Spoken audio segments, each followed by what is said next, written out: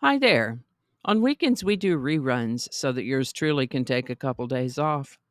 Look for a fresh new episode on Monday. Meanwhile, please enjoy this episode for this day from a previous year. I thank you so much for your indulgence and loyalty, and have a great weekend.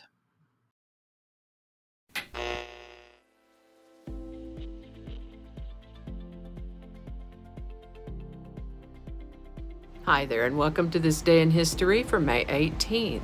May 18th is the 138th day of the year in the Gregorian calendar, 139th in leap years, with 227 days remaining to the end of the year. Today's word is errand. Errand is a noun that means a short trip to fulfill some small business. And with that, we're going to start in the year 332, when Emperor Constantine the Great announced free distributions of food to the citizens in Constantinople. Now, why in the world would he do that? Best I can tell, he was trying to further develop the city of Constantinople, and this was to support and reward that effort. This is the birthday of Persian mathematician, astronomer, and poet Omar Khayyam, born May 18th, 1048. Way over my head, the math he was involved in. And as a poet, some of his works are collected in a book called The Rubaiyat of Omar Khayyam. He lived to the age of 83. On May 18th, 1593, playwright Thomas Kyd's accusations of heresy led to an arrest warrant for Christopher Marlowe. These guys were both Elizabethan playwrights, and Wikipedia says that Thomas Kyd was an important figure in the development of Elizabethan drama, but his name fell into obscurity once he died. Christopher Marlowe, however, I have at least heard of, and it turns out he greatly influenced William Shakespeare.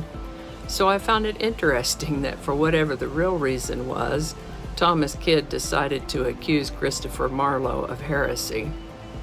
I realize that's the way it was back then, but can you say thought police? Nobody likes a tattletale. Slavery was abolished in Rhode Island on May 18, 1652, although the law was not rigorously enforced. Napoleon Bonaparte was proclaimed Emperor of the French by the French Senate on May 18, 1804.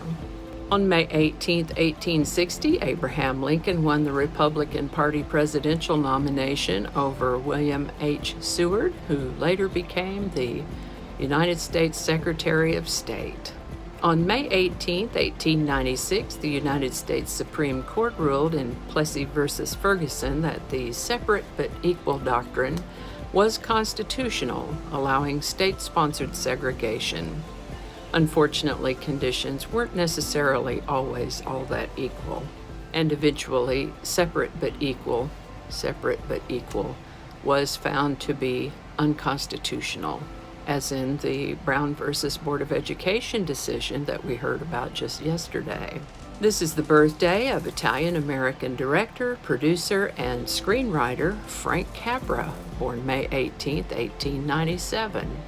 He made a lot of films, and one I'm sure you've heard of is It's a Wonderful Life. That's a Frank Capra film. He lived to the age of 94. A woman named Jackie Cochran became the first woman to break the sound barrier on May 18, 1953. And I think that's going to do it for us today. Thank you so much for watching. Consider subscribing if you haven't already. Feel free to share this video with a link in your email, messaging, or social media. If you enjoy this series, you can check out the playlist that contains these videos. I'll put a link to that in the description. That description lives on YouTube, so for other platforms, I'll include a link to my blog page that is called No Really.